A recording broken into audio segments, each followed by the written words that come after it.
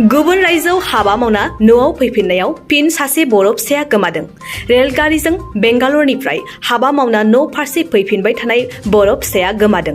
क'क्राझार जिल्लानि सिङाव थानाय खोला आफलागाव गामिनि थागिबि 34 बोसोर बैसोनि उबास चन्द्र बसुमतारिया रेलगारिजों बेंगालुरुनिफ्राय न' फारसे फैफिनबाय थानाय समावनो बहाबा गोमाना थाबोदों। मिथिनो मोननाय बायदिब्ला फुंबिलिनि 4 रिंगायाव एनजेपि बारना रेलगारियावनो लोगोनो खिन्थानानै हासुनो होननानै थांदोंमोन। बेनिफ्रायनो नुजाफैफिनाखै। नाथाय दा फैफिननाय लोगोआ न'सिम सफैबाय। सोरबाफोर बहाबाफोर नुयोब्ला नखरनि सुबुंफोरा गाहायाव होनाय जानबुं अनजिमायाव मिथिहरनो खावलायदों।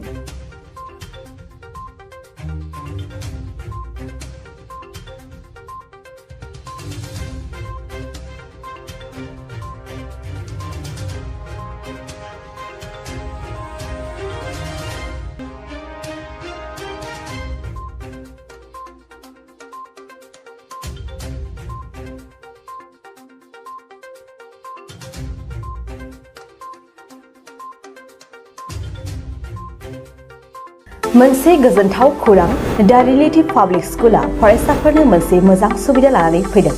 बावैसो मेट्रिक आनजादाव उथ्रिसारनो हानाय फरायसाफोरा थाखो 10आव मुं थिसननो गोनो गोथो जानानै दंब्ला नोंथांमोननिसिम मोनसे गोजोनथाव खौरां दा रिलेटिभ पाब्लिक स्कुला नोंथांमोननो मोजां सुबिदा लानानै फैदों। मुंबो थिसननो हागोन आरो स्कलारशिपबो मोनफुंनो हागोन। नाथाय बेनि थाखाय नोंथांमोना मोनसे आनजाद होग्रोनो नांगोन आरो बे आनजादखौ फैगौ 19 जुन रबिबार खालि खुंफुंनाय जागोन। बेसेन होआलासिनो फरायसाफोरा आनजादखौ होनो हागोन। आनजादा फुंनि 10:30निफ्राय सानजौफुनि 1 रिंगासिम खुंफुंजागोन। आनजादखौ फरायसालिनि केम्पासावनो खुंफुंनाय जागोन। दा रिलेटिभ पाब्लिक स्कुला फरायसालिया क'क्राझार सहरनि सोनाब फारसे थानाय सान्दामारियाव दं। गोबांथार मिन्थिनो थाखाय नोंथांमोनहा 9435293000 नङाब्ला 9678129337 जानबुं अनजिमायाव खौरां लाहरनो हागोन।